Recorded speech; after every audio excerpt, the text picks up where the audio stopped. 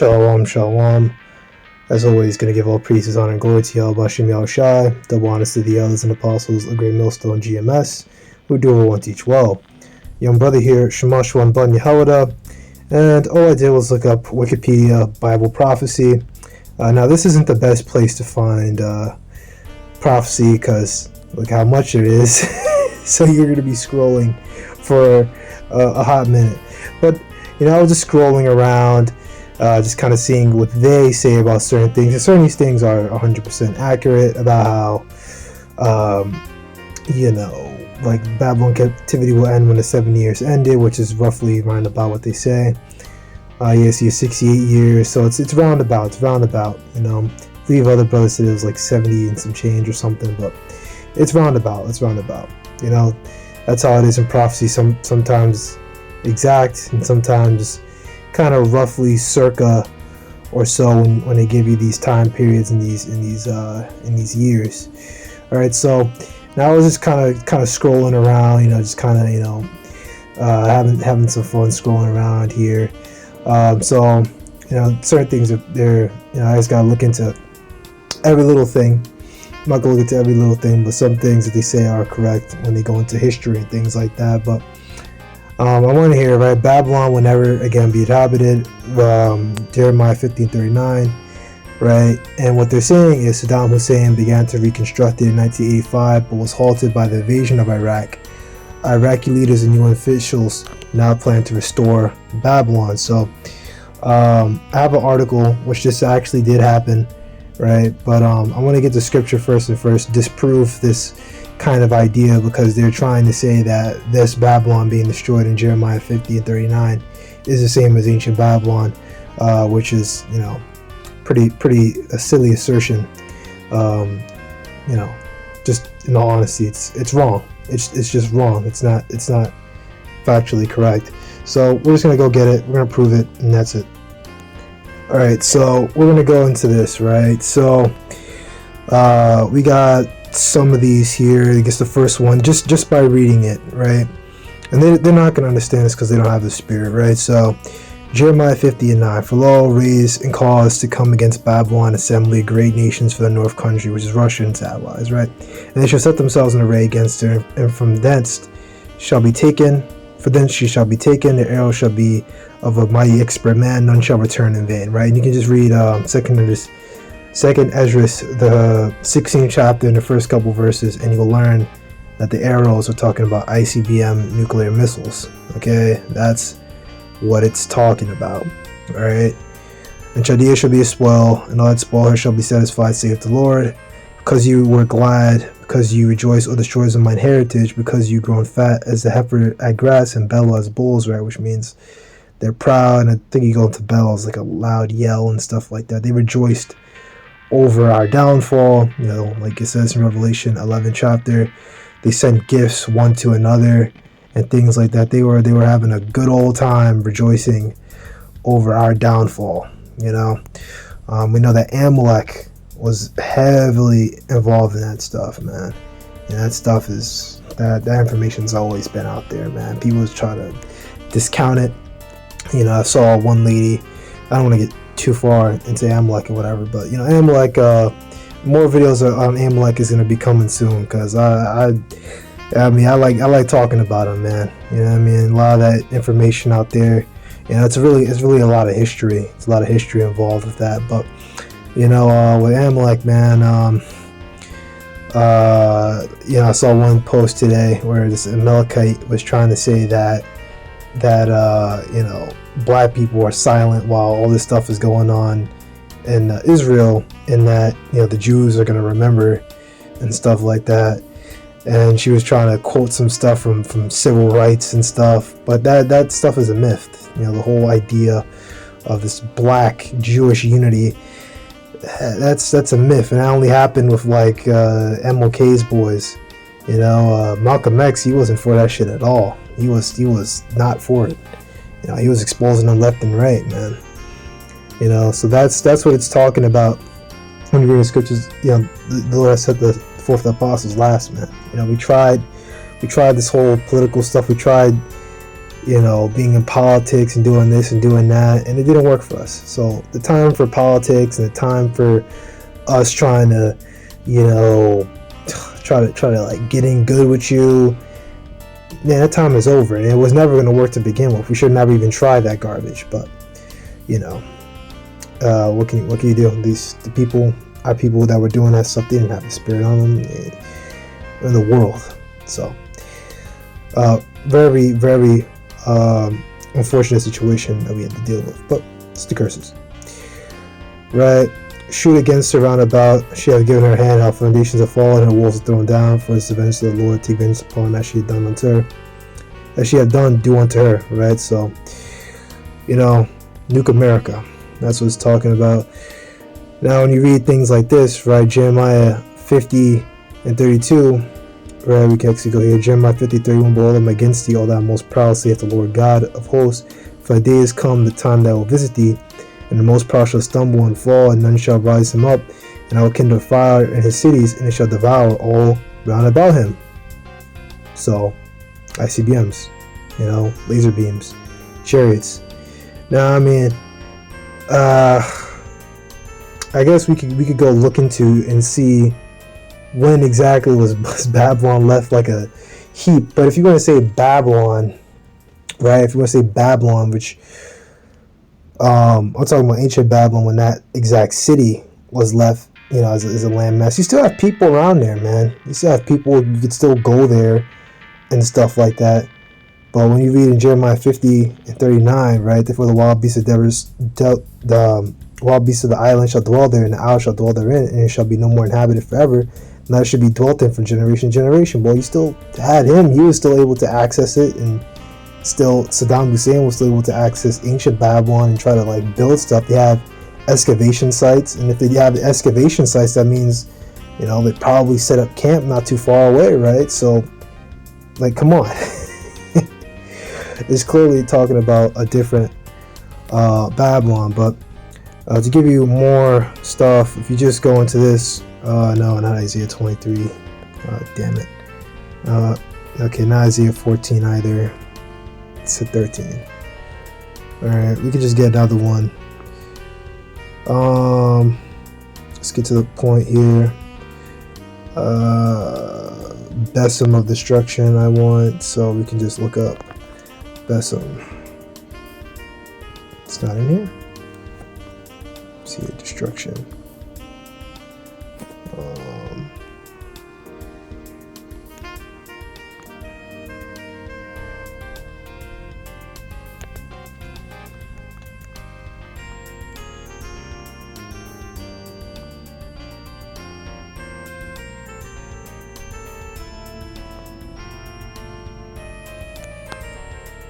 Yeah. So this is that's the spirit. I didn't even mean to get this one, but we'll go into this one anyway. Isaiah 13:13, right? Talking about Babylon once again, right? Babylon once again. Therefore I will shake the heavens, and the earth shall move out of her place in the wrath of the Lord of hosts in the day of his fierce anger, and it shall be as the chase row, as a sheep that have no man. They shall run every man to his own people, and flee everyone to his own land. Right, so Esau, all these nations, they're going to be fleeing, but this is once again talking about ICBMs. Now, if you could go ahead and look into ancient Babylon when that land, I'm going to go, check it out, right, exactly how that land got to where it is, where now it's just a bunch of fucking mud and shit all over it and stuff, which I assume, I think I heard something like the Taliban were taking stuff, and they were kind of like fucking with it and whatever, but, once again, when did this happen? When did the Lord shake? And like, was it an earthquake? You try to say earthquake? It's clear that it's ICBMs, man. It's clear. We could go ahead and get this. You get Besom of destruction. This one. Yeah. So here we go. Isaiah 14.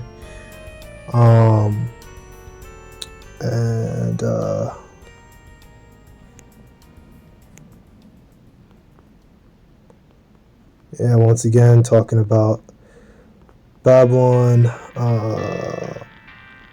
but this is going to like basically after Babylon's been, destroyed and stuff.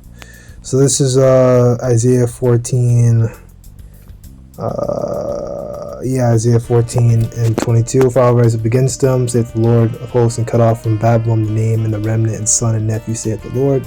I also make it a possession for the bittern and pools of water. I will sweep it with the best of destruction, saith the Lord of hosts. Right. So once again, same thing over and over and over again, and that it will not be inhabited from generation to generation. There wouldn't be people all over there. Clearly something would have to happen to it for it to be uninhabitable. And what is that? ICBMs.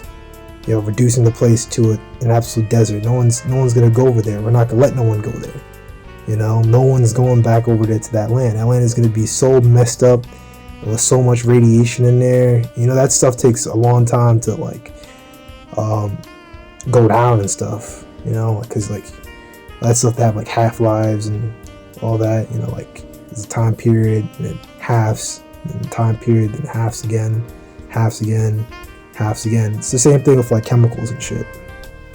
So alright, so question: in Jeremiah 50:39, Isaiah 13:19-20, God prophesies that Babylon will never again be inhabited, but has been inhabited constantly since the prophecy was supposedly made, and is inhabited still today, right? If you want to say greater Babylon, right? Greater Babylon, or the whole area of Babylon, which Babylon was more than just one city, right? It's a bunch of cities and areas. They had a lot of territory. They were an empire, right? The Neo-Babylon Empire was conquered by Cyrus about 2,500 years ago. That conquest brought a permanent end to the Babylonian Empire, which is true. As for the city of Babylon, it began a long process of decline after Cyrus's conquest and is said to have been completely deserted by 800 AD, right? The city was buried in sand until the late 1800s when archaeologists rediscovered the site, but people still inhabit the area, and that's what that script is talking about. And also, what is it talking about with the fire devouring all? Where's that? Where's all the fire devouring all? And it's uninhabitable, because if the archaeologists are still able to get there, that means it's inhabitable. It means you can go there. The city began a new life as an archaeological site, although progress has been stymied by wars that have occurred during the past few centuries. Babylon as a people, as a nation, as an empire ceased to exist or function in any way, shape, or form. Now, as we know what the scriptures say, there is no end to all the people. So those people are still around there. Those Assyrians, which the term Babylonian, it's an umbrella term for different people, but the ruling powers of the time of Nebuchadnezzar and those guys were Assyrian, and those peoples are still around to this day. The Muslims and stuff, they follow that stuff. The Sons of Aram, they're still around there, man. They practice Muslim stuff, Islam. They're all clicked in with Arabs. All those people in the same area, man. They're all now under Arab.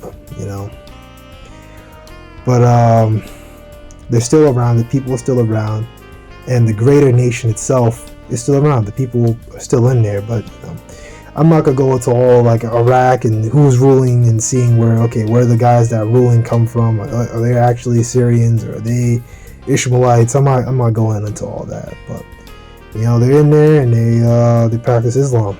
They're still around. The land area is still around. And those peoples are still around.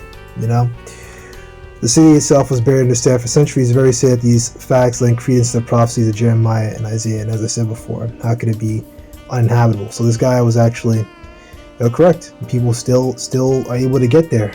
Now people. Actually, I'm gonna look that up. We're gonna look that up too. Alright, so I just looked up. The people live in Babylon today, right? While Babylon itself is mainly ruins, located just a few miles from the modern city of Hila or Al-Hila, which has a population of about 500,000 people. So everything we say is correct. No one lives in Babylon today. Babylon in Latin means gated gods. Whoever said that the city upholds the rule of gods, that's going off some fucking weird shit. LoveTheMaldives.com. Is Babylon inhabited today? No, but the site was once again open to tourists in 2009, so people can still go there. Alright. However, after many years of destruction, there is not much left of the historical ruins today. But people are still able to get in there and still able to go there. Once again. Alright, so now I'm just going to go into this and I'll kind of pull out and see whatever I can get. Yeah, Jeremiah 15:19, and Babylon, the glory kingdoms, the beauty of Chaldees' excellency, shall be as when the Most High, the name is Yahweh, overthrew Sodom and Gomorrah with fire. It's the same thing. Most High brought fire upon Sodom and Gomorrah, completely decimated the area. When did that happen to ancient Babylon? Okay. Now the way the Lord's going to bring fire this time is going to be with the ICBMs and the chariot laser beams. Like it talks about in 2nd Esdras 13, the tempest and lasers out of his mouth.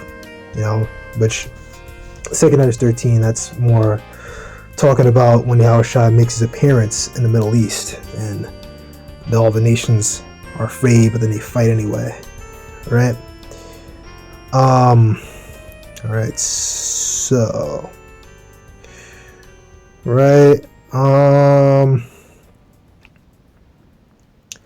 honestly, even here with desert, I know that all that area is desert, but is it like as much of a desert as America is gonna become? It's like a crazy desert. We could go look into that too. Because America is gonna look like a desert, like I'm talking like arid, like gone. Like it's gonna be like bad, right? And I guess also another cut to them, because if archaeologists are able to rebuild it, then that could show you that it's able to be rebuilt. If the archaeologists are there and trying to rebuild it, it shows you it's a place that can be rebuilt. So, like, come on. Yeah, Revelation 18. Right, and devils is talking about unclean spirits, right? Revelation 18:2, and he cried mightily with a strong voice, saying, Babylon the great is fallen, has become the habitation of devils, and hold every foul spirit, in a cage of every unclean and hateful bird. Right, so devils are spirits, right? And then you got that, because that's what it talks about. When the angels are crying out, they're gonna be crying out from their chariots. The speaker system of those chariots. When it talks about horns and all that, that's gonna be sound blaring from the chariots. The speaker systems. It talks about that in like 2nd Esdras 5 or 6 or something like that, right? I like 2nd Esdras, okay? That's why I always talk about it.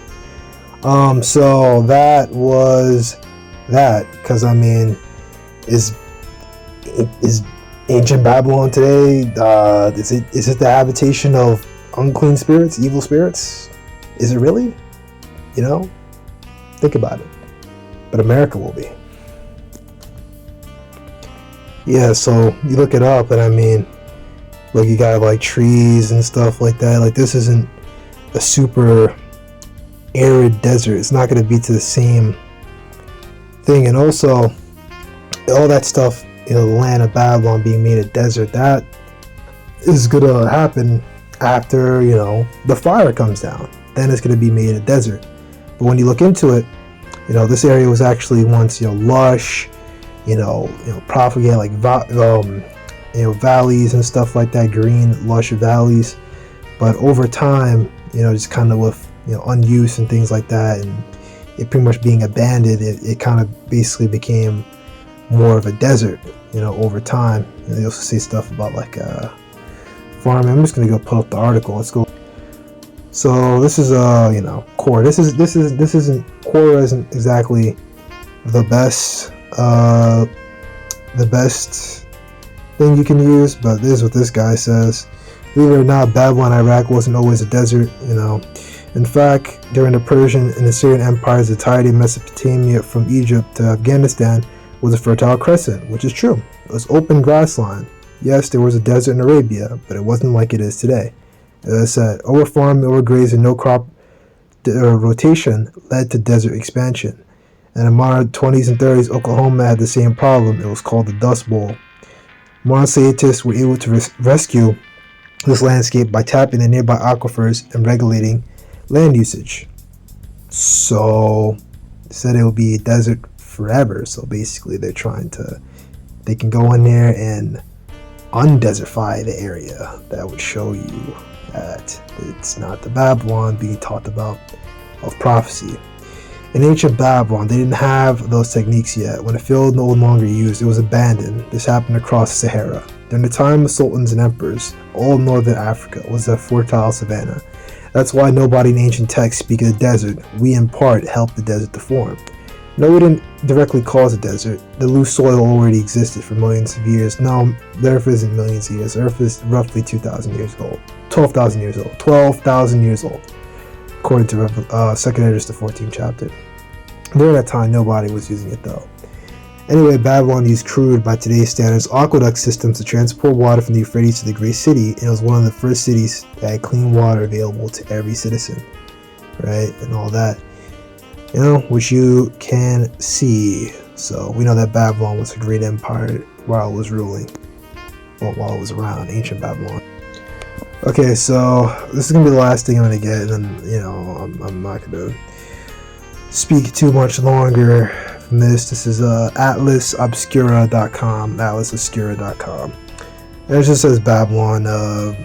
You see here, Hila, Iraq, right? Which I believe Hila, Iraq, nearby. So I think it's the same place as this other area, but it just has a different wording, which shows once again people are still inhabiting the area, because you have a settlement of people not too far from where this is, right? And tourists can go there, and it's clearly people can enter it, so once again, this isn't the Babylon that's being talked about. So starting in 1983, Saddam Hussein imagined himself as the heir to Nebuchadnezzar, ordered the rebuilding of Babylon like Nebuchadnezzar. The son had his name inscribed on the bricks, which were placed directly on top of the ruins, some 2,500 years old. A sample inscription translates to, "In the reign of the victorious Saddam Hussein, the President of the Republic, may God keep him, the guardian of the great Iraq and renovator of its renaissance, and the builder of its great civilization. The rebuilding of the great city of Babylon was done in 1987. Hussein also added huge portraits of himself and Nebuchadnezzar at the entrance of the ruins. As most Iraqi men were fighting the bloody Iran-Iraq war, he brought in thousands of Sudanese workers to lay the new yellow bricks over the old mud construction where Nebuchadnezzar's palace once stood." Right, and they say that's where the they say sons of Mizraim, or the original Egyptians, where they went off to like South Sudan and stuff like that, and that's where they are now. But you got our people involved, and they're all in there too. Basically when 70 AD happened, we just fled south, man. You can look at a map and you can just see like we just dipped out south, right? Which our people always had settlements south anyway. Like in Egypt. Why do you think Yahushua went down to Egypt? Because there was a community of Israelites in Egypt. And the biggest one was in Alexandria. So yeah, right. No one is sure what the palace looked like, but that didn't stop Hussein's garish and quick reincarnation of the old splendor, right? Which was bricks, and stuff like that there. So once again, they're able to get in there and kind of try to colonize it here.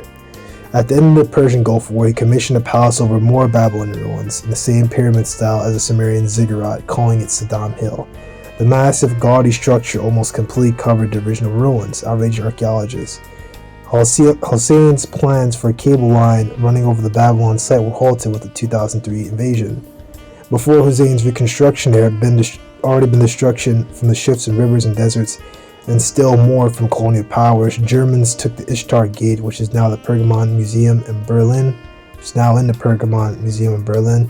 But the French took ceramics, and the Turks used Babylonian bricks to build dams on the Euphrates.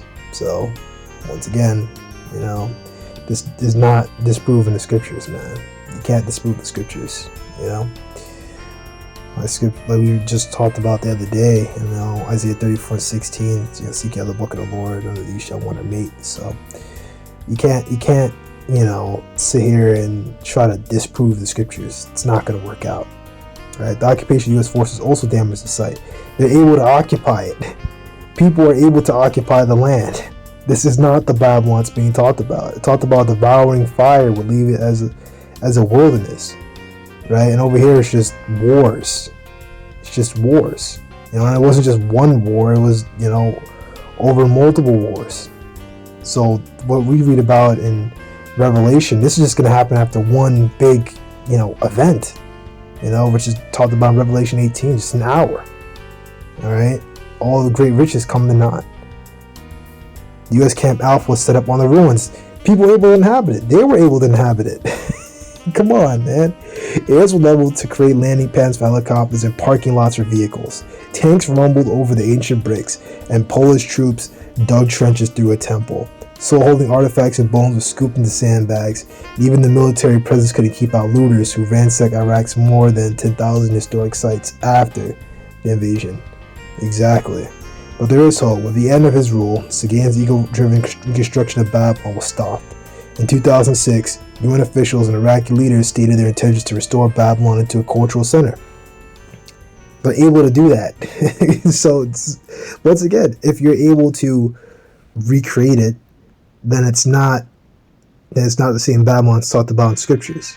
All right, these guys can come in here and say they put in all their resources, which is it's not going to happen, right? We're currently, dealing with all this stuff with the Middle East and stuff right now. No one's focused on trying to rebuild Babylon right now, right? This whole stuff with Israel, they're not rebuilding Babylon. But let's just say they did.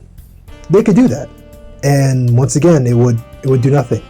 It's not like, the prophecy isn't true. No, because that Babylon is going to be destroyed. It's America, and they don't want you to know that, and that's why they do this stuff and they push out this silly stuff on the internet. Okay. And they say, oh, you guys are silly for saying what we say. That's all, they're shooting arrows in secret at the perfect. Propaganda and lies trying to disprove us, make it seem like we're a bunch of crazy men. When really we're the most sane people here. You can see things that you people just want to ignore. Okay? So, it's estimated that 95% of Babylon could be hidden in unexcavated mounds at the site. In 2009, the ruins in Hamas and Hussein's palace were open to tourists, right? And we read this stuff about, Babylon in the scriptures. It says it's going to be completely burned up. It's going to be nothing left. But then here you're talking about, mounds and all this stuff and stuff that's still there, stuff that's still evident and stuff that can still be grabbed and stolen. Come on. In 2009, the ruins in Hussein's palace were opened to tourists. While there is much enthusiasm for archaeological research and restoration of the site, the colossal disfigurement may take decades to reverse, right? And also just in the spirit, right? Now it talks about in Ezekiel 39, right, that we were going to clean up the area, the Middle Eastern area. If we're going to have a cleanup operation, why would there be, because we have to build like the 12 gates, you read about that and towards the end of Revelation and stuff, right? We're going to clean that up. We're going to have the nations clean up that area. Why would it be ancient Babylon? It's just like a big hole in the Middle East we have to go around, essentially. It doesn't add up. It wouldn't add up. It doesn't make sense, because the Babylon that's talking about is not ancient Babylon. It's talking about the Neo-Babylon, all right, New America, the Neo Babylon, all right, the revived Babylonian Empire, which is America. It's the same thing, same stuff, over and over and over and over again. Right? Rulers who also use witchcraft and enchantments and all these things. The combination of monarchies and witchcraft and Satanism and all that stuff. The combination of the two, it's the same garbage. It's here again, and it is America. Lord, you're edified. I'm just gonna call it.